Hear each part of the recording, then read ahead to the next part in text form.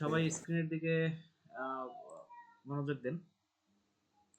এখন business স্ট্যাটিস্টিক্সে first chapter থেকে আমরা শুরু করব, ঠিক আছে? তো ফার্স্ট চ্যাপ্টারে এইটা আসলে মূলত স্ট্যাটিস্টিক্সের ডাটা ক্লাসিফিকেশন, ঠিক আছে? আপনাদের বইয়ে এটা লেখা ইন্ট্রোডাকশন, মানে আপনাদের যে সিলেবাস সেখানে ফার্স্ট চ্যাপ্টারটা ইন্ট্রোডাকশন, ঠিক আছে? মূলত ইন্ট্রোডাকশনের মধ্যে যা আছে এগুলো হলো ডাটা ক্লাসিফিকেশন বলে এটাকে। তো ডাটা ক্লাসিফিকেশন মিন্স আমরা ডাটা নিয়ে কাজ করব, ঠিক আছে? এখানে যারা আছেন, ডাটা এবং ইনফরমেশনের মধ্যে পার্থক্য কি জানেন? একটু উইলিংলি বলতে হবে, যখন জিজ্ঞেস করবো দ্রুত কারো না কারো বলতে হবে।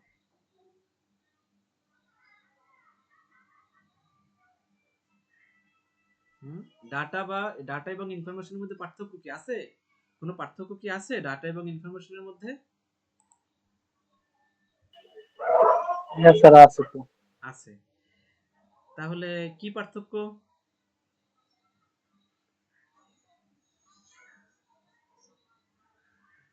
স্যার, ডাটা তো মূলত তথ্য, আর ইনফরমেশন না, সরি, ডাটা ডাটা তো স্যার হলো উপাত্ত সম্ভবত। উপাত্ত, এটা অর্থ, মানে এটা হলো মিনিং। হ্যাঁ, ডাটা মিনিং হলো উপাত্ত, আর ইনফরমেশন মিনিং হলো তথ্য।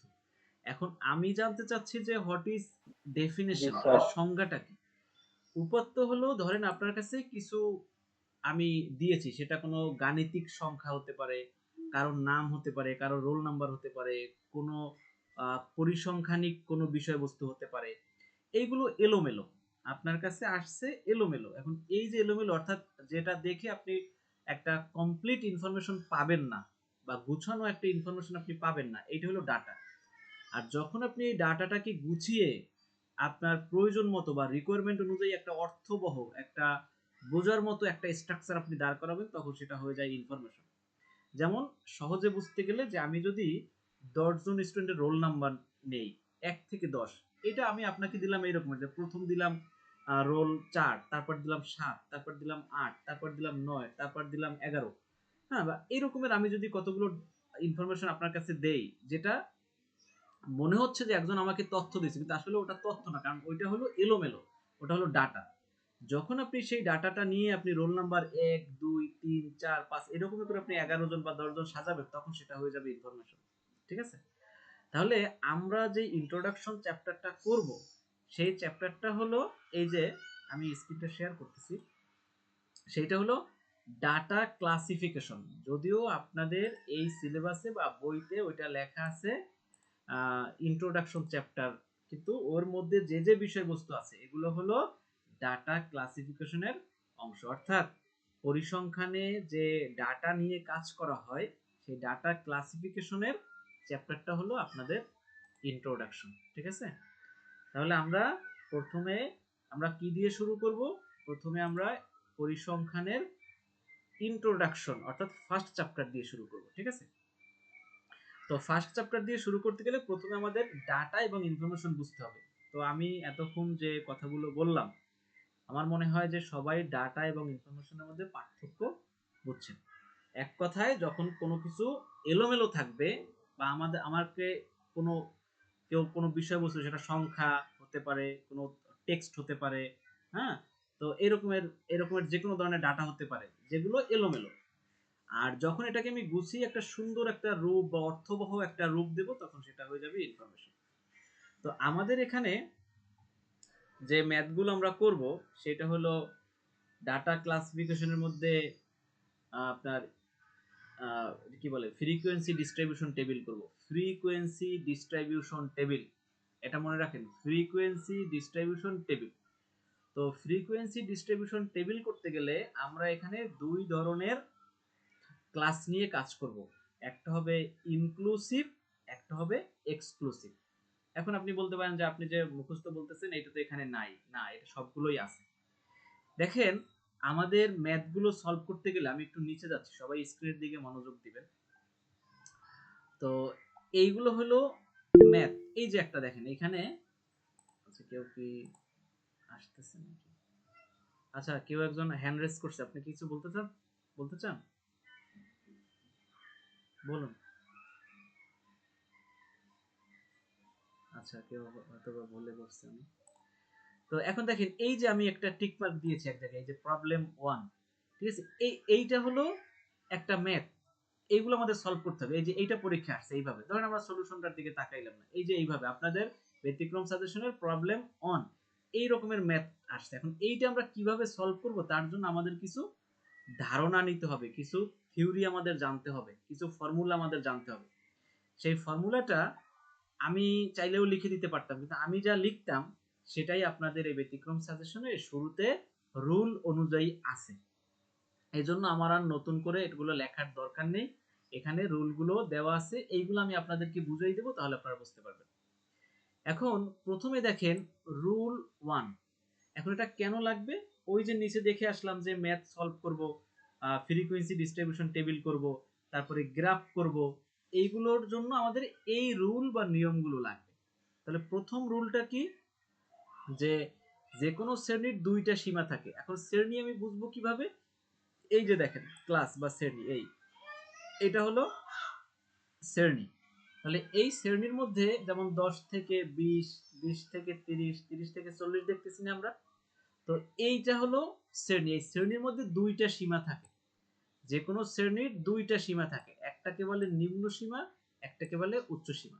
তো আমি কিন্তু যখন ম্যাথগুলো সলভ করব তখন কিন্তু এরকম আমি বলবো যে নিম্ন সীমা উচ্চ সীমা, নিম্ন সীমা উচ্চ সীমা, এটাকে আমরা ইংলিশেও বলতে পারি, এটা হলো হায়ার লিমিট এবং লোয়ার লিমিট।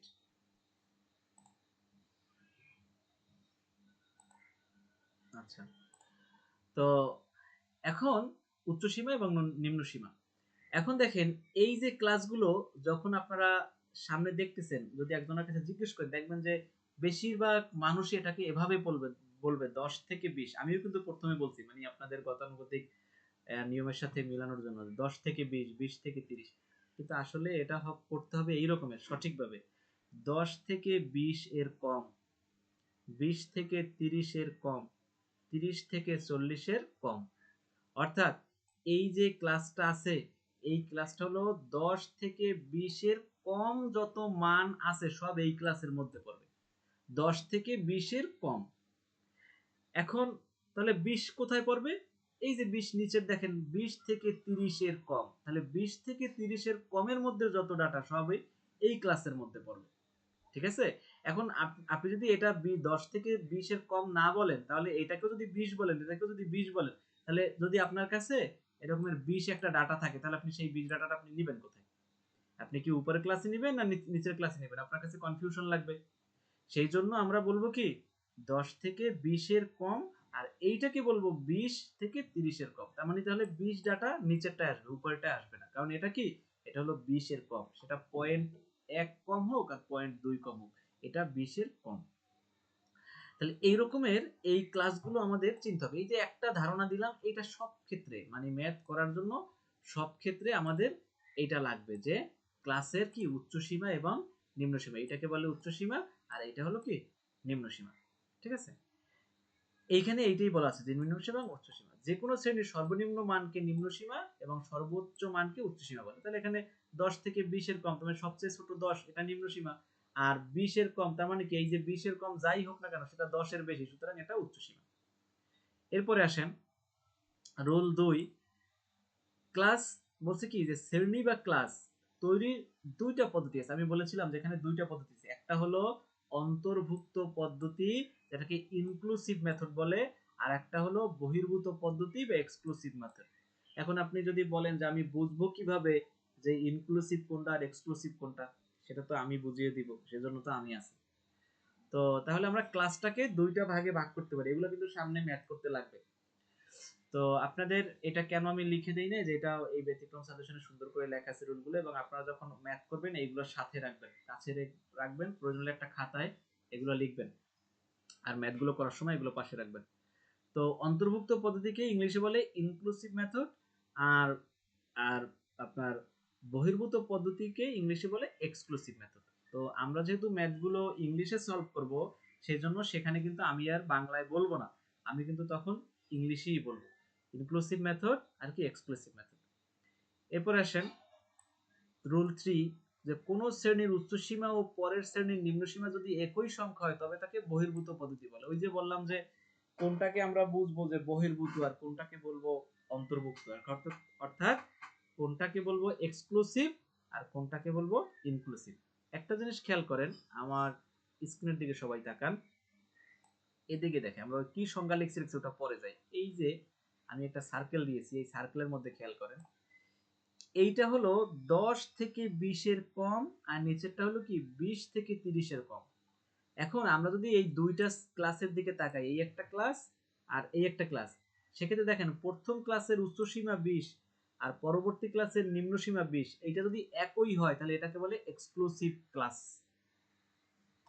দেখেন এই ক্লাসটার উচ্চ সীমা হলো 30 আর পরবর্তী ক্লাসের নিম্ন সীমা হলো 30, তাহলে যে কোনো দুইটা শ্রেণীর প্রথমটার উচ্চ সীমা এবং তার পরবর্তী ক্লাসের নিম্ন সীমা যদি সমান হয় তাহলে সেটা হয়ে যাবে এক্সক্লুসিভ ক্লাস। এখন আমাদের ইনক্লুসিভ ক্লাস জানতে হবে, তাহলে ইনক্লুসিভ ক্লাস হলো এই, এখানে দেখেন এখানে কিন্তু আর একই ডাটা নেই, এখানে কিন্তু ভিন্ন, অর্থাৎ 10 থেকে 19, পরে হয়েছে 20 থেকে 29, তারপরে হয়েছে 30 থেকে 39, অর্থাৎ এখানে আর আমরা এটা বলবো না যে 10 থেকে 19 এর কম, এই কথা বলবো না। 10 থেকে 19 এর কম সে কথা বলবো না, কারণ কি এখানে এক্সাক্ট শ্রেণী 10 থেকে 19, এটা এক্সাক্ট। আর এখানে এক্সক্লুসিভে বলবো কি 10 থেকে 20 এর কম, আর ইনক্লুসিভে বলবো কি 10 থেকে 19। ঠিক আছে, তাহলে 10 থেকে 19, 10 পরবর্তীতে থেকে আবার 19 কি হবে 20 থেকে 29, অর্থাৎ প্রত্যেকটা শ্রেণীর 10 করে ব্যবধান আছে। আমরা শ্রেণী ব্যবধানটা নিয়ে একটু পরে কথা বলতেছি। তো ইনক্লুসিভ ক্লাসের হবে কি প্রত্যেকটা শ্রেণীর উচ্চ সীমা এবং তার পরবর্তী শ্রেণীর নিম্ন সীমা হবে অসমান এবং ব্যবধান হবে 1। যেমন 19 আর 20 এর মধ্যে বিয়োগ করলে কত হয়, 1 হয় না, অর্থাৎ 20 থেকে যদি আপনি 19 বিয়োগ করেন তাহলে কত হয়, তাহলে তো 1ই হয়। তাই ঠিক এখানেও এই যে প্রত্যেকটা ক্লাসের উচ্চ সীমা আর তার পরবর্তী ক্লাসের নিম্ন সীমার মান হবে অসমান এবং ব্যবধান হবে 1 বা 1, তাহলে এটাকে বলে ইনক্লুসিভ ক্লাস। তাহলে আমরা কি এক্সক্লুসিভ ক্লাস শিখলাম এবং ইনক্লুসিভ ক্লাস শিখলাম। এখন বলেন এর মধ্যে কার কার সমস্যা আছে এগুলো বুঝতে, আছে কারোর কোনো সমস্যা নাই? এই যে স্যার আবার একটু বুঝিয়ে দিন, আমি একটু করছি। আচ্ছা, ইনক্লুসিভ হবে ইনক্লুসিভ আর হলো এক্সক্লুসিভ। এক্সক্লুসিভ, তাহলে এক্সক্লুসিভ হবে প্রত্যেকটা শ্রেণীর উচ্চ সীমা এবং তার পরবর্তী ক্লাসের নিম্ন সীমা সমান হবে। যেমন দেখেন এই ক্লাসটার উচ্চ সীমা কত 20 আর তার পরের ক্লাসের নিম্ন সীমা কত 20, এটা কি সমান না মানটা? কথা হ্যাঁ, বলেন। আচ্ছা, এখন আসেন ইনক্লুসিভে। ইনক্লুসিভে দেখেন এই যে প্রত্যেকটা ক্লাসের উচ্চ সীমা, অর্থাৎ প্রথমটা যদি আমি ধরি তাহলে এটা 19 এবং তার পরবর্তী ক্লাসে 20, এটা কিন্তু অসমান, অর্থাৎ সমান নয়। এইটা হলো এক ধরনের ডাটা আর এইটা এক ধরনের ডাটা এবং এটার মধ্যে ব্যবধান আছে। ব্যবধান হলো এই যে এখানে আমি বিয়োগ দিয়েও দেখাইছিলাম, ব্যবধান হলো 1। তাহলে এইটা কিন্তু ইনক্লুসিভ। তাই ইনক্লুসিভ হবে কি প্রত্যেকটা শ্রেণীর উচ্চ সীমা এবং তার এটা পরবর্তী, মিলবে না, এটা হলো বলুন বলুন শুনতেছি, বলেন শুনতেছি তো। হ্যাঁ ক্লিয়ার। ক্লিয়ার, আচ্ছা ঠিক আছে। তাহলে আমরা ইনক্লুসিভ এবং এক্সক্লুসিভ বুঝতে পারলাম। আচ্ছা, এরপর আসেন নিচে। প্রতিটা শ্রেণীর দুটি সীমানা থাকে, নিম্ন সীমা এবং উচ্চ সীমা, এগুলো আমরা আগে শিখছি। শ্রেণীগুলো যদি বহির্ভূত হয় তাহলে সীমানা বের করার সূত্র হবে। এখন এইটা হলো যে এক্সক্লুসিভ শ্রেণীর আপনি সীমানা বের করবেন কি, সীমানা বলতে কি যে এটার কতটুকু ব্যবধান আছে, যেমন 5 থেকে 10 এর কম, 10 থেকে 15 কম, এটার ব্যবধান আপনি কিভাবে বের করবেন? এই যে এখানে, এই যে আমি একটু উপরে নিচ্ছি, এই যে এটা হলো প্রত্যেকটা শ্রেণীর উচ্চ সীমা থেকে নিম্ন সীমাকে বিয়োগ দিবেন, তাহলে আপনার শ্রেণী ব্যবধানটা বের হয়ে যাবে। ঠিক আছে, যেমন এই দেখেন এইখানে এই শ্রেণীটার, এই যে একটা শ্রেণী 5 থেকে 10 এর কম, এখানে আপার লিমিট হলো 10 আর লোয়ার লিমিট হলো 5। এই যে দেখেন এখানে এই যে লোয়ার বাউন্ডারি ওরা বলছে, এই লোয়ার লিমিট বাউন্ডারি একই কথা, 5 আর আপার হইলো 10। এখন আপনি যদি এই 10 থেকে 5 বিয়োগ করেন তাহলে এখানে রেজাল্ট আসে কত? রেজাল্ট আসে 5, রেজাল্ট আসে 5। ঠিক আছে, তাহলে এই শ্রেণীর ব্যবধান হলো 5। আবার নিচের শ্রেণীটা কি আছে? 10 থেকে 15 এর কম। দ্যাট মিন্স আপনি যদি শ্রেণী ব্যবধান বের করতে চান তাহলে কি করবেন? 15 থেকে 10 বিয়োগ দিবেন, তাহলে যা হবে সেইটা হবে এই শ্রেণীর ব্যবধান। এখন যদি একটু কঠিনও লাগে, এটা আমাদের ম্যাথ করার সময় আরো ভালো বুঝতে পারবেন। ঠিক আছে, এখন আরেকটা বিষয় আমি বলি, এইখানে কি আছে এগুলো আমি পড়বো না, আমি সরাসরি আপনাদেরকে বলি। সেটা হলো যে যখন আপনি কোনো গ্রাফ অঙ্কন করতে যাবেন, এই যে আমরা ম্যাথগুলো সলভ করব, এখানে আমরা গ্রাফ অঙ্কন করব। ঠিক আছে, হিস্টোগ্রাম অঙ্কন করব, পলিগন অঙ্কন করব, তারপরে ওই যে কার্ভ কার্ভ অঙ্কন করব। ঠিক আছে, তো এই গ্রাফগুলো অঙ্কন করার সময় যখন আমরা হিস্টোগ্রাম অঙ্কন করব, তখন ইনক্লুসিভ যদি কোনো ডাটা দেওয়া থাকে সেই ডাটা দিয়ে গ্রাফ আঁকা যাবে না।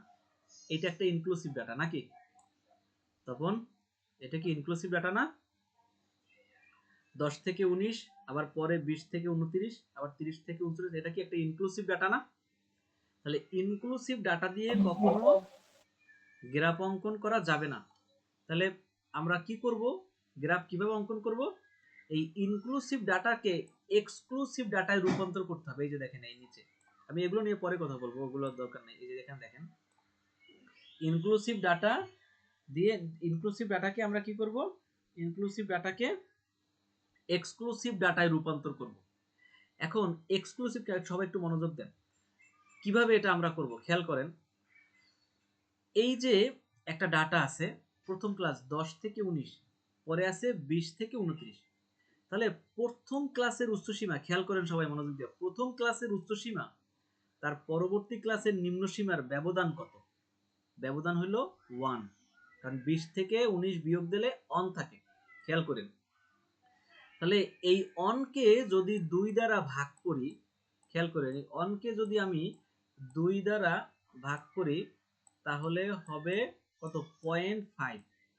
আমি আজকে হচ্ছে কি, ওই যে গ্রাফিক বোর্ডটা আনিনি তো, বাসায় বসে ক্লাস নিচ্ছি, সেজন্য লিখতে সমস্যা হচ্ছে। তো এখানে দেখেন প্রত্যেকটা শ্রেণীর, আমি কিন্তু আবার বলতেছি যে আমরা ইনক্লুসিভ ক্লাসকে এক্সক্লুসিভে রূপান্তর করতে চাই, যেটাকে বলে রিয়েল ক্লাস। কারণ ইনক্লুসিভ ডাটা থেকে বা ক্লাস থেকে হিস্টোগ্রাম বা চিত্র আঁকা যায় না। সেই জন্য আমরা যদি কোনো ডাটাকে ইনক্লুসিভে দেওয়া থাকে সেটাকে আমরা এক্সক্লুসিভে নিব, আর এই প্রক্রিয়াকে বলে রিয়েল ক্লাস। এখন সেটা নেওয়ার পদ্ধতি কি? পদ্ধতি হলো প্রত্যেকটা ক্লাসের উচ্চসীমা থেকে তার পরবর্তী ক্লাসের নিম্নসীমা, ঠিক আছে, এই যে দুইটা, এই দুইটার ব্যবধান কত? এই দুইটার ব্যবধান হলো 1, অর্থাৎ 20 থেকে 19 যদি বিয়োগ যায় তাহলে অন থাকে। অনকে 2 দ্বারা ভাগ করলে 0.5 হয়, অর্থাৎ হাফ হয়, হাফ, অর্ধেক। এই যে আমরা ভাগফলটা পাইলাম 0.5, এই যে অনকে 2 দ্বারা ভাগ, এখন বলতে পারেন 2 কি? 2 হলো অর্ধেক করছি।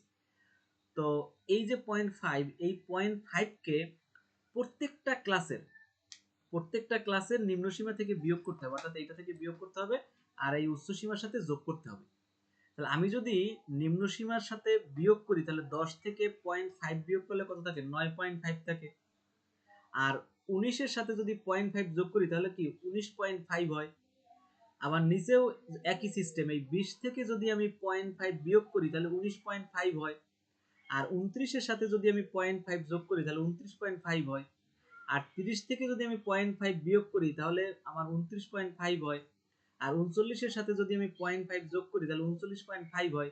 তার মানে এই যে যোগ আর বিয়োগ করলে এই ক্লাসগুলো আমরা পাই। খেয়াল করেন, এখানে 9.5 থেকে 19.5, আবার 19.5 থেকে 29.5, আবার 29.5 থেকে 39.5। তার মানে কি এইটা এখন একটা এক্সক্লুসিভ ক্লাস হয়ে গেল। এক্সক্লুসিভ ক্লাসের বৈশিষ্ট্য কি?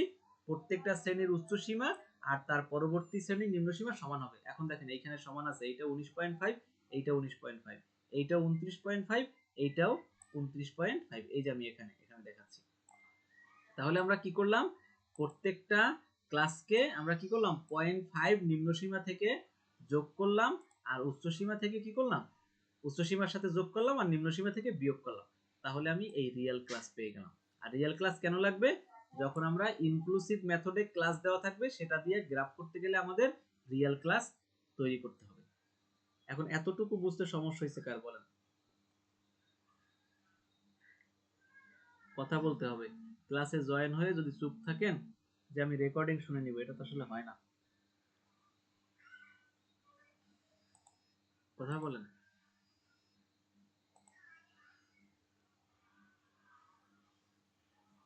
না স্যার, সমস্যা নেই।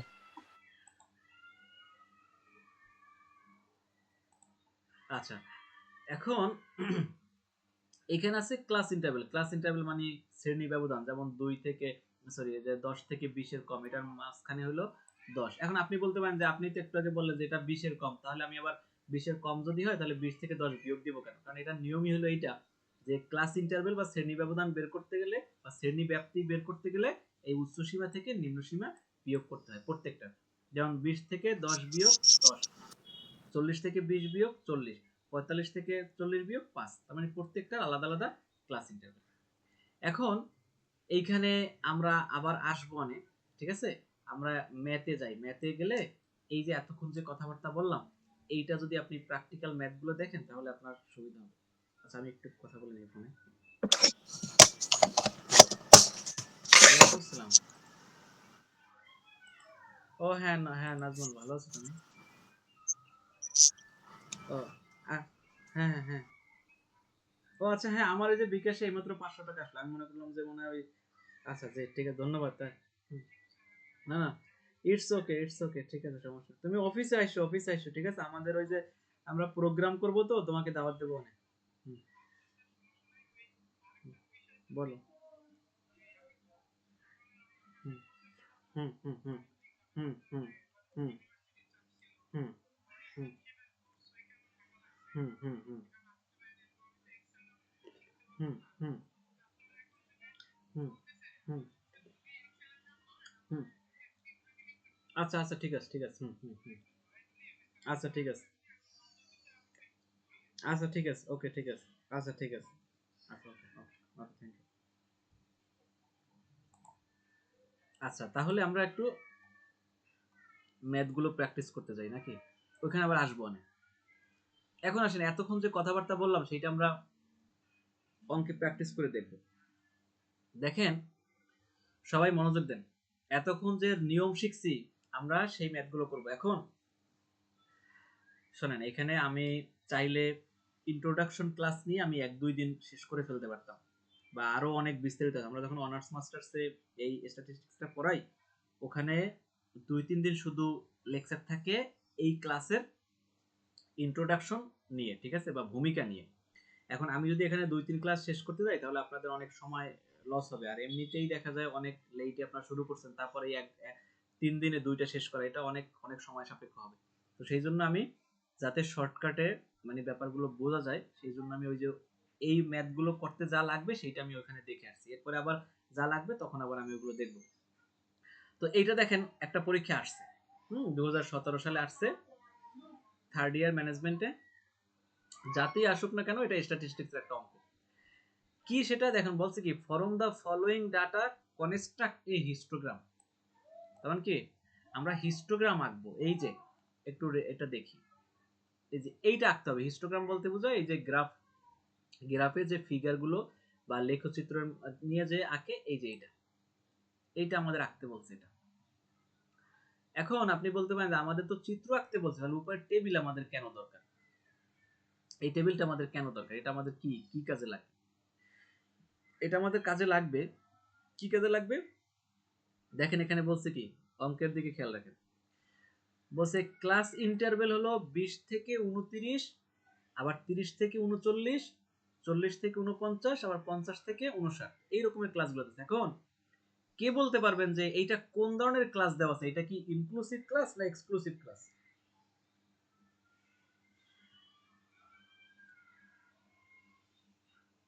কথা বলতে হবে। Exclusive class. এক্সক্লুসিভ, এক্সক্লুসিভ ক্লাসের শর্ত কি? এক্সক্লুসিভ ক্লাসের শর্ত না এইটা যে প্রত্যেকটা শ্রেণীর উচ্চ সীমা তার এবং তার পরবর্তী শ্রেণীর নিম্ন সীমা সমান হবে? কিন্তু এটা কি সমান? দেখেন তো একটু খেয়াল করে। না স্যার, ইনক্লুসিভ। হ্যাঁ, তাহলে এটা কোন ক্লাস? জি স্যার, ইনক্লুসিভ। তাহলে এটা কোন ক্লাস? ইনক্লুসিভ। Inclusive class. কোন ইনক্লুসিভ। ক্লাস? এই তো গুড, বুঝতে পারছেন, ইনক্লুসিভ ক্লাস। তো যখন আমাদের এরকমের কোনো প্রবলেমের মধ্যে ইনক্লুসিভ ক্লাস দেওয়া থাকবে, সেটাকে আমাদের এক্সক্লুসিভ ক্লাসে কনভার্ট করতে হবে। আর এই কনভার্ট করাকে বলে রিয়েল ক্লাস। এই কনভার্ট করাকে কি বলে? Real class. ইনক্লুসিভ ক্লাসকে যদি আমরা এক্সক্লুসিভ ক্লাসে কনভার্ট করি, তাহলে সেটাকে কি বলে? Real class. আসেন আমরা এবার রিয়েল ক্লাস করা শিখি। সবাই এদিকে মনোযোগ দেন, তারপর চিত্র বুঝাবো পরে। তো খেয়াল করেন, এখানে প্রথম ক্লাস আছে 20 থেকে 29, পরের ক্লাস আছে 30 থেকে 39, তারপর আছে 40 থেকে 49, এবার 50 থেকে 59। এখন দেখেন প্রত্যেকটা ক্লাসের উচ্চ সীমা এবং তার পরবর্তী ক্লাসের নিম্ন সীমার ব্যবধান 1। কারণ 30 থেকে 29 যদি বিয়োগ দিই তাহলে কি অন থাকে না?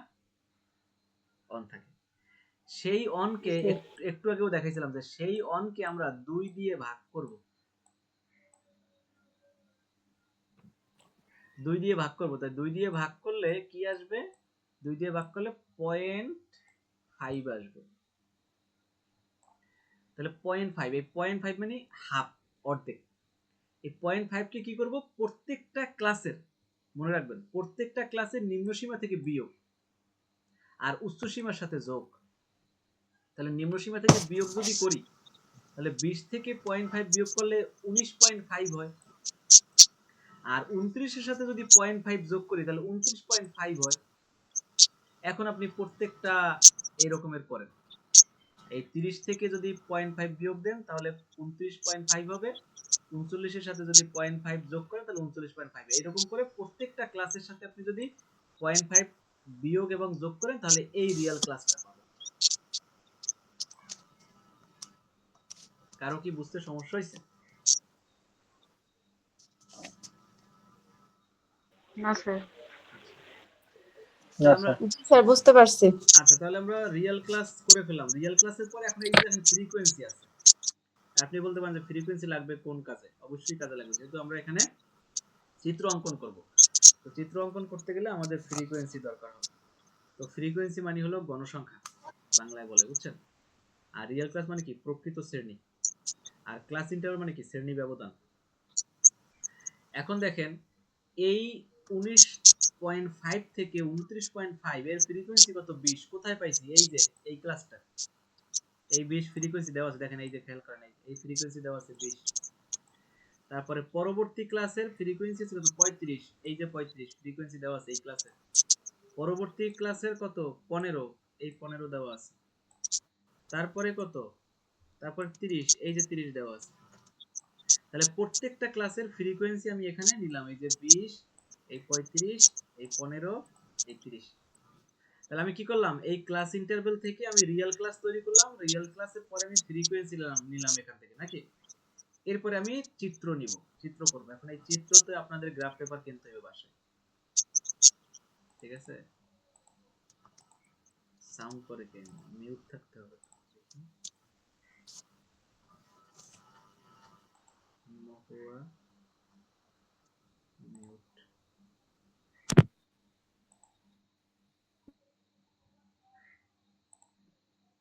আচ্ছা, তো এখন দেখেন সবাই চিত্রের দিক খেয়াল করেন। আপনাদের কাছে এরকম একটা চিত্র থাকবে, মানে গ্রাফ পেপার থাকবে। এই যে একটা পেপার, এই যে ঘর ঘর, এগুলো সব স্কোয়ার। এগুলো সব স্কোয়ার এবং এটা সমান। এটার দৈর্ঘ্য প্রস্থ সমান হয়, বুঝছেন? এই যে আয়তলেখ যেগুলো, এই যে এগুলো, এই যে আয়তলেখ আঁকার ক্ষেত্রে, হিস্টোগ্রাম আঁকার ক্ষেত্রে এই যে ঘরগুলো, এগুলো সবসময় সমান হয়। এখন খেয়াল করেন, এইটা একটা গ্রাফের এই এই এইদিকে একটা থাকে আর এদিকে একটা থাকে, ঠিক আছে? আর এখানে থাকে ও, এইটাকে বলে ও এক্স অক্ষ, আর এইটাকে বলে ও ওয়াই অক্ষ। এইটা হলো ক্লাস, মানে এদিকে খেয়াল করেন, এদিকে যেটা থাকে এটাকে বলে ক্লাস বা শ্রেণী, আর এদিকে যেটা ওঠে এটাকে বলে ফ্রিকোয়েন্সি। তাহলে আমরা যে গ্রাফটা যখন করব তখন শূন্য, ও থেকে ও এক্স, অর্থাৎ ও এক্স অক্ষ, এটাকে বলে ও এক্স অক্ষ, আর এটা হলো ও ওয়াই অক্ষ।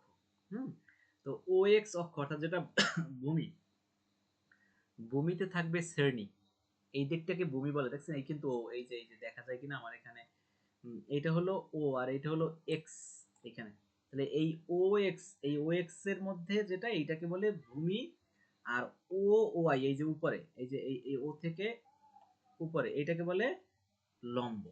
তার মানে কি লম্ব আর কি এদিকে ভূমি। এখন আমরা এগুলো প্লেস করব কিভাবে খেয়াল করেন। প্লেস করার জন্য এখানে আসতে হবে, এগুলো আসলে দেখাইতে হয় বোর্ডে। তো এইখানে ক্লাস, এখন আর এই ক্লাসটা কোনো কাজে আসবে না, খেয়াল করেন এই ক্লাসটা এখন আর কোনো কাজে আসবে না, এখন এই ক্লাসের কথা ভুলে যান। এখন কোন ক্লাসটা কাজে আসবে, এই রিয়েল ক্লাসটা কাজে আসবে, এটা কাজে আসবে। তো রিয়েল ক্লাসটা আমরা নিব, খেয়াল করেন প্রথম ক্লাস হলো 19.5 19.5 থেকে 29.5। তাহলে খেয়াল করেন এখানে আসেন, এই যে আরে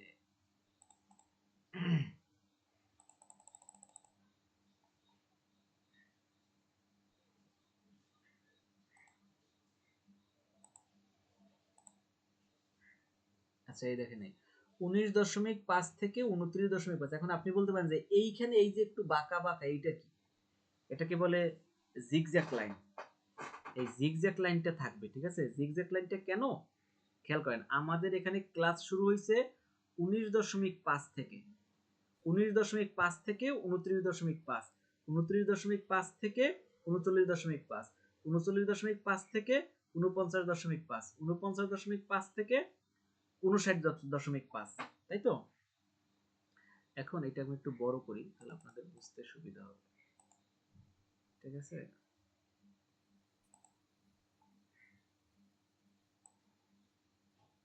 প্রথম তো এই জন্য অনেকের কাছে একটু কঠিন লাগতে পারে, জানি না। একটু নিচে এই যে দেখেন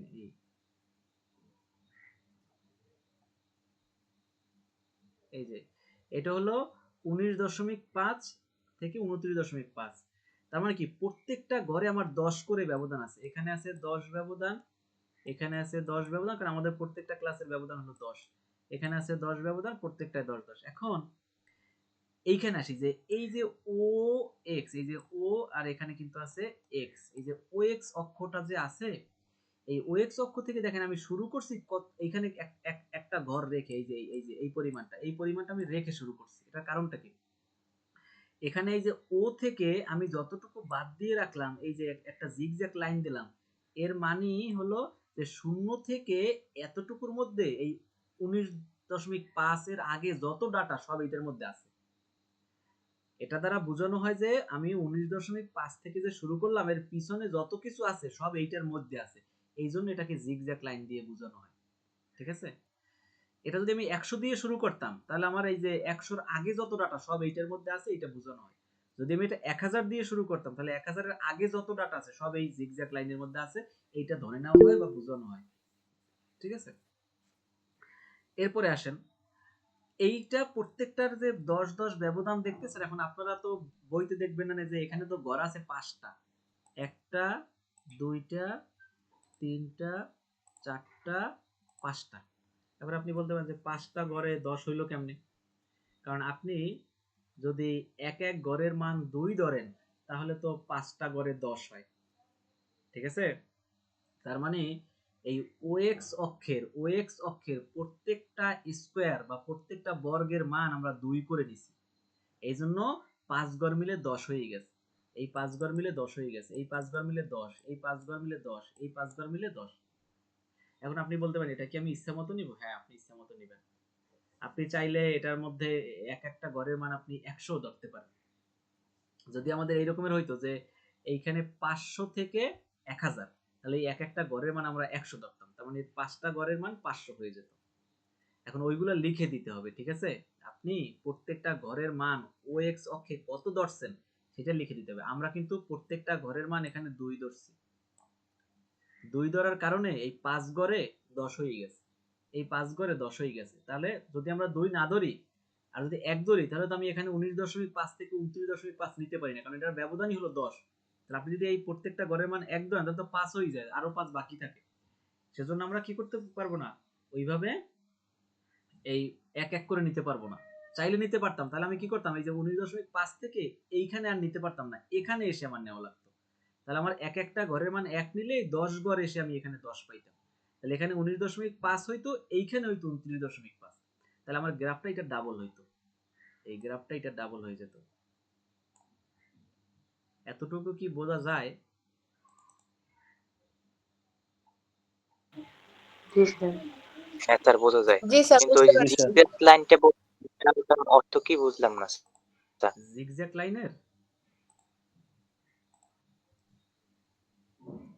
হ্যাঁ হ্যাঁ,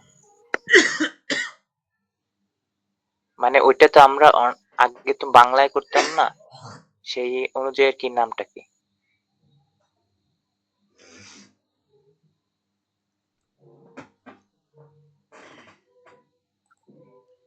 জিগজ্যাগ লাইনের অর্থ হলো যে আমরা যখন কোনো ডাটা গ্রাফে প্লেস করি, তো আমরা যত দিয়ে শুরু করব তার পিছনে ডাটাগুলো এইটার মধ্যে আছে, এগুলা বোঝানো হয়। কারণ আপনি যদি বলেন যে আমি শূন্য দিয়ে শুরু করছি, তার শূন্যর আগে আচ্ছা, তো মানে এটি বাংলা একটা অর্থ গণসংখ্যা এটা হলো না, এটা হলো বক্ররেখা। মানে জিগজ্যাগ, জিগজ্যাগ মানে কি জানেন? জিগজ্যাগ মানে হলো উঁচু নিচু, হ্যাঁ, বাঁকা। আর স্ট্রেট মানে কি, সোজা। তো এই জিগজ্যাগ লাইনটা হলো বাঁকা লাইন দিয়ে বোঝানো হয় কি, যে এখানে আরো অনেকগুলো সংখ্যা আছে। এটা দেখবেন অনেক সময় অনেক জায়গায় দেওয়াও দেখবেন না, কিন্তু এটা ও আচ্ছা স্ট্যাটিস্টিক্সে দিতে হয়, ঠিক আছে? কারণ আমি যদি এখানে 100 দিয়ে শুরু করতাম, তাহলে বুঝতে হইতো যে আচ্ছা। শূন্য থেকে যে শুরু হয়ে 100 এর আগে যত ডাটা সব এটার মধ্যে আছে, এটা কি বোঝানো হয়। কারণ সবসময় তো আমার 1 দিয়ে শুরু হবে না, কখন কোন ডাটা দিয়ে শুরু হয় এটা তো আমরা কেউই জানি না। তো এইটা গেল, আমি এক্স অক্ষ বুঝাইলাম। হ্যাঁ এরকম করে আপনি প্রত্যেকটা ডাটা আপনার কি করতে হবে, ওই যে ক্লাস অনুযায়ী বসাইতে হবে। এখানে আমাদের ক্লাসের মধ্যে যে রিয়েল ক্লাস আমরা তৈরি করে আসছি, এই রিয়েল ক্লাসটা প্রত্যেকটা ডাটার মধ্যে, মানে প্রত্যেকটা এক্স অক্ষে এরকম বসাইতে হবে। খেয়াল করে 19.5 থেকে 29.5, 29 থেকে 39, 39 থেকে 49, 49 থেকে 59, 59 থেকে 69 যদি থাকতো, এখানে আমাদের নাই এই জন্য আমরা লিখি নাই। যদি 69 থাকতো আমরা এখানে লিখতাম 69, এরকম করে যত থাকতো এরকম সামনে আরো, তাহলে তখন এখানে গ্রাফটা আরো বড় হইতো। আচ্ছা, এখন আসেন এই উপরের ও আর ওয়াই অক্ষ, এটা আমাদের বুঝতে হবে। আমরা তো ও এক্স বুঝতে পারছি, এখন ও ওয়াই। তাহলে ও ওয়াই অক্ষে সবসময় এই গণসংখ্যা হবে, খেয়াল করেন, এই গণসংখ্যাটা হবে, ঠিক আছে? এই যে গণসংখ্যা, তাহলে প্রথম ক্লাসের গণসংখ্যা আছে কত, 20। প্রথম ক্লাসের গণসংখ্যা কত, 20। 20। আচ্ছা, এখন নিচে কিন্তু আমরা এক একটা ঘরে 2 করে নিছিলাম, সেজন্য 5 ঘরে 10 হয়ে গেছে। এখন উপরে আমরা 2 নেব না, উপরে আমরা এক এক করে নেব। খেয়াল করেন, উপরের মানে আমরা প্রত্যেকটা ঘরে এক এক করে ধরবো। তাহলে এক এক করে যদি ধরি, তাহলে এই যে 19.5 দিয়ে তোমরা শুরু করবো প্রথমটা, তাহলে প্রথমটা থেকে আমরা যদি 20 ঘর উপরে যাই, তাহলে আমার কি 20 ঘর নেওয়া লাগবে। এইটা আছে 5 ঘর, এইটা আছে 5 ঘর, এইটা আছে 5 ঘর, এইটা আছে 5 ঘর, তাহলে 4 5 গুণে কত, 20। তার মানে এই দেখেন এইখানে হলো 20, এই যে দেখছেন এই 20, এই 20। তাহলে ও ওয়াই অক্ষে প্রত্যেকটা ঘরের মান আমরা কত নিলাম, 1। আর ও এক্স অক্ষে প্রত্যেকটা ঘরের মান নিছি 2। এভাবে আলাদা করে নেওয়া যায়, একটা 2, একটা 100, একটা 300, একটা 5, এরকম নেওয়া যায়, সমস্যা নেই। তাহলে প্রথম যে ফ্রিকোয়েন্সিটা আমরা পেলাম, প্রথম ফ্রিকোয়েন্সি পেয়েছি 20। তাহলে 20 বসাবো কিভাবে, প্রথম ক্লাস দিয়ে শুরু করব। তো প্রথম ক্লাসের আমরা এখানে শুরু করলাম 19.5 থেকে শুরু করলাম, তাহলে 19.5 থেকে উপরে আমরা 20 গড় নিব, ঠিক আছে? তাহলে এক এক গড়ের মান যদি 1 থাকে, তাহলে উপরে আমি গণনা করে এই 5, এই 5 10, এই 5 15, এই 5 20, তাহলে এখানে এসে আমি প্রথম এই ফ্রিকোয়েন্সি প্লেসটা এখানে করব। এই একটা, আপনারা তো পয়েন্ট দিবেন এখানে, প্রথম পেন্সিল দিয়ে পয়েন্ট দিবেন, ঠিক আছে?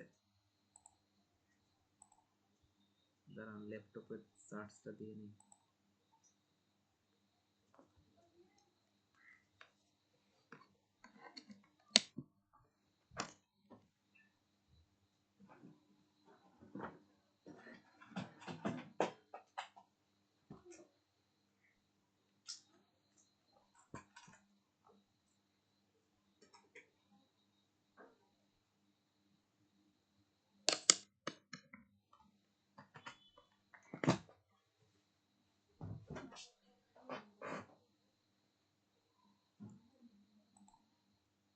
আচ্ছা, এখন আসেন পরবর্তী ফ্রিকোয়েন্সি হলো 35, 29 থেকে ওই যে 39.5 এই ক্লাসে হলো আমার কি 35। এখন আসেন 35 প্লাস কত, প্রথমটা তো গেল, এই প্রথমটা তো এই, এরপর আসেন এটা আমরা নেব 35, তাহলে এখান থেকে আমি 35 ঘর উপরে নেব, ঠিক আছে। এখান থেকে এই প্রত্যেকটা ঘরের মান আমি এক ধরছি, তাহলে এইখানে আছে 5টা, এইখানে আছে 5টা, 10টা, 15, 20, 25, 30, 35, এই যে এখানে এসে এখানে একটা পয়েন্ট দিব, তাহলে এখানে একটা পয়েন্ট আর হলো এইখানে একটা পয়েন্ট, ঠিক আছে। তাহলে এই দুইটা পয়েন্ট আমরা কিন্তু নিয়েছি এখানে, ঠিক আছে।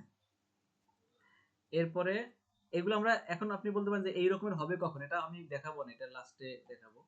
এরপরে আসেন 35 পরে হলো 15, ঠিক আছে। তাহলে 15 আসেন, 15 হইলো এখান থেকে শুরু, অর্থাৎ প্রথমটা তো এখান থেকে শুরু হয়েছে, তারপরেরটা এখান থেকে, তারপরেরটা এখান থেকে 15 গুনবো আমরা, এই 5, এই 5 10, এই যে এখানে একটা পয়েন্ট দিব, এখানে একটা পয়েন্ট, তার মানে এখানে একটা পয়েন্ট হইছে, এখানে একটা পয়েন্ট হইছে, এখানে একটা পয়েন্ট হইছে। এরপরে আছে কত, 15 পরে আছে 30, তো 30টা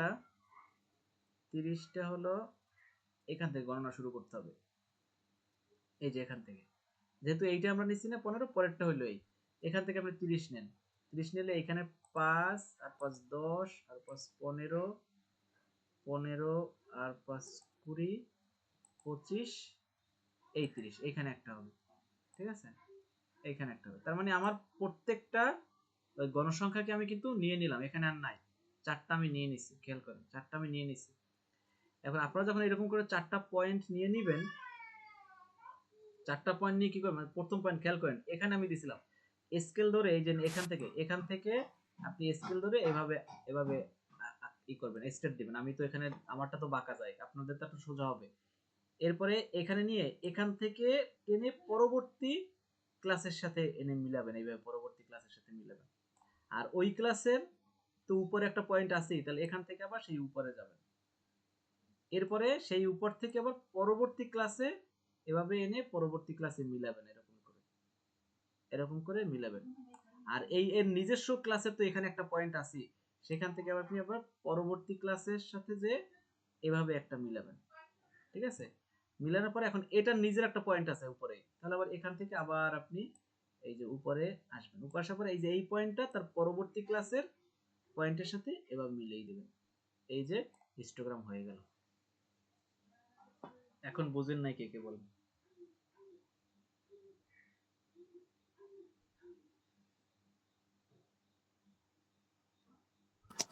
স্যার বুঝতে পারছি। তাহলে এই তো কত সহজ, কত সুন্দর হয়ে গেল।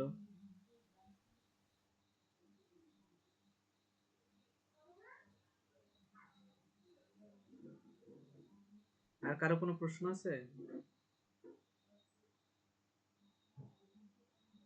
কারো কোনো প্রশ্ন আছে? স্যার আপাতত নাই। আপাতত নাই। এখন ওই যে বাসায় বসে দেখলে প্রশ্ন বেরোবে, তাই না? জি স্যার, আচ্ছা, তো প্র্যাকটিস করলে প্রশ্ন বের ওকে হবে। ওকে, সমস্যা নেই, আপনি মানে যত প্রশ্ন করতে পারেন, যত প্রশ্ন আসে এটা বলতে হবে, ইনশাআল্লাহ সলভ করার চেষ্টা করব। তাহলে এতক্ষণ আমরা যে কথাবার্তা বললাম, ইনক্লুসিভ কি, এক্সক্লুসিভ কি, রিয়েল ক্লাস কি, ফ্রিকোয়েন্সি কি, রিয়েল ক্লাস আমি বের করব কিভাবে, ঠিক আছে, এবং ইনক্লুসিভ থেকে এক্সক্লুসিভ বানাবো কিভাবে, এই যে প্রত্যেকটা থেকে আমরা কি করব, নিম্ন সীমা থেকে 0.5 মাইনাস করব, উচ্চ সীমার সাথে যোগ করব, ঠিক আছে। এরপরে এসে আবার আমরা কি করব, এখানে গ্রাফে, তো গ্রাফ পেপারে আসলে আমরা তো এখানে কি এই ও এক্স অক্ষে আমরা 2 করে নিছি, আর ও ওয়াই অক্ষে আমরা 1 করে নিছি, মানে এখানে নিছি, এদিকে নিছি 2 আর এদিকে নিছি 1। আপনি কম বেশি নিতে পারেন, এটা কোনো সমস্যা নেই, ঠিক আছে। এটা আপনি কম বেশি নিতে পারেন, কোনো সমস্যা, যখন যেভাবে লিখবে। এখন খেয়াল করেন, যদি আমাদের 100 হইতো, খেয়াল করেন ব্যবধান যদি 100 হইতো, তো যদি আমাদের ব্যবধান 100 হইতো, তো 100 হইলে আমরা যদি এক একটা গড়ের মান 1 ধরতাম, তাহলে এখানে তোমার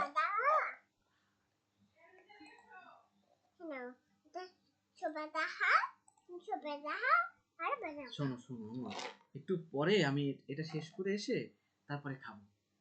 যাও যাও যাও, নিয়ে যাও নিয়ে যাও নিয়ে যাও।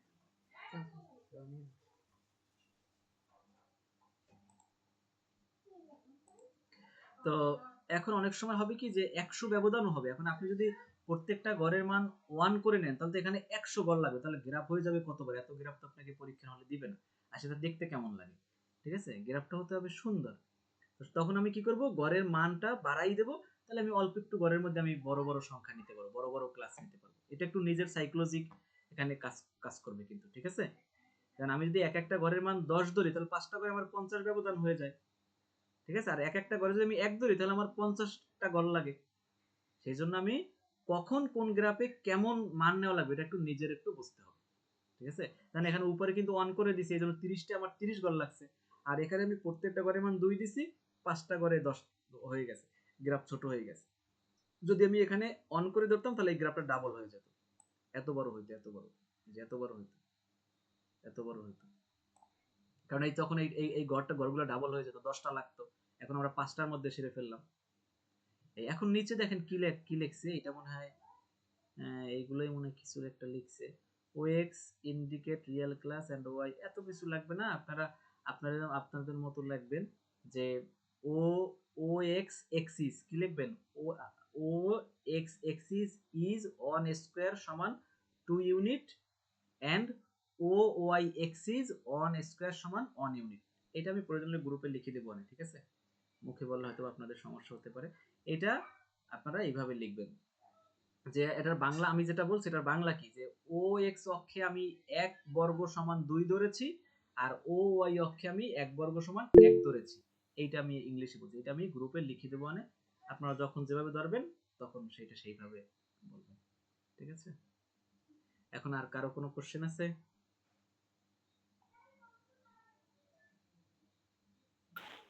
না স্যার। না স্যার। স্যার কোশ্চেন নাই। এই তো, তাহলে সবকিছু আপনারা বুঝে ফেলছেন। তাহলে আপনারা 2 নাম্বার বাসায় করবেন। এক তো করবেনই, আর 2 নাম্বারও কি বাসায় করবেন। এখানে কি বলছে? এখানে একই, এই যে form calculate mode form histogram. Mode এখানে আবার কি মোড চাইছে? এই যে মোডাল ভ্যালুটা চাইছে। মানে মোড আগে আপনারা একটা কাজ করেন। মোড এই যে কাজগুলো করছে না? এই যে এইটা দরকার নাই। এই যে এগুলো আমি আগামীকালকে বুঝাবো। আপনাদের দরকার হবে আপনারা শুধু হিস্টোগ্রামটা আঁকবেন, এই যে এটা। ঠিক আছে? এই যে এইটা এইটা শুধু আপনারা আঁকাআঁকি করবেন কালকে। মানে এরপরে প্রবলেম হলে আমাকে বলবেন। যে এখানে 10 থেকে 20, 20 এখানে কিন্তু আর রিয়েল ক্লাস লাগবে না। কারণ রিয়েল ক্লাস লাগবে না এই জন্য এখানে তো আপনার রিয়েল ক্লাস এই মানে এক্সক্লুসিভ আছে। এক্সক্লুসিভ থাকলে আর ওইটা লাগবে না। ঠিক আছে? আর হাত জাগাইছেন কে? বলেন যে আপনি কিছু বলতে চান। প্রণব মিস্ত্রি বলেন কি বলতে চান?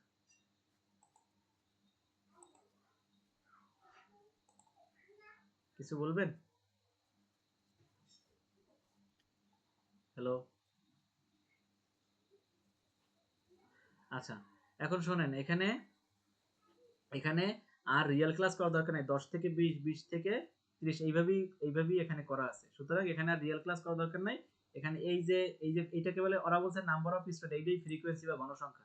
এই গণসংখ্যাগুলো দিয়েই আপনি কি করবেন? গ্রাফ করবেন। যেমন 10 থেকে 20 ক্লাসের মধ্যে 4, 20 থেকে 30 ক্লাসের মধ্যে 6, 30 থেকে 40 ক্লাসের মধ্যে 10, 40 থেকে 50 এর মধ্যে কি 14। এইরকম করে আপনি প্রত্যেকটা ক্লাসে এখানে বসাবেন। এই যে এখানে 10 থেকে আপনাদের বইতে তো আছে।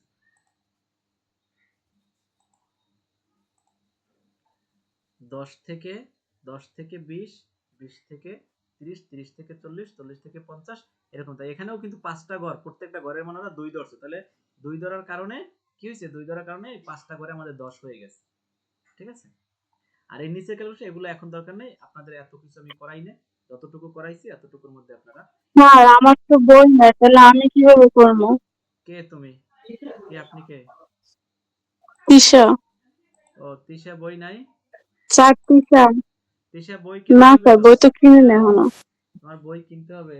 ওই যে এখন কি বই ব্যতিক্রম কিনবা না মেইন বই কিনবা? মেইন বই তো মনে হয় পাওয়া যায় না, খুব কম বরিশালে। স্যার কোনটা কিনলে ভালো হবে? যেটা ভালো হবে ওইটাই কিনবো। ব্যতিক্রম কিনো। এখন দেখো পুরনোটা বলতে এখন তো মার্কেটে তো যেগুলো আছে সেগুলো তো নতুন। তুমি তো পরীক্ষা দেবে 1 বছর পরে না, নাকি? জি স্যার। তো তখন আবার বেরোইলে কিনলে কিনো। কিন্তু এখন যেটা আছে মার্কেটে এইটা কিনে প্র্যাকটিস করা শুরু করে দাও। ঠিক আছে? পুরানটা স্যার না নতুনটা? নতুনটাই কেন, পুরনটা কিনলে তোমার সবার সাথে মিলবে না, আচ্ছা। ঠিক আছে? আর স্যার আপাতত এটা একটু আমার ছবি তুলে পাঠায় দিন কষ্ট করে।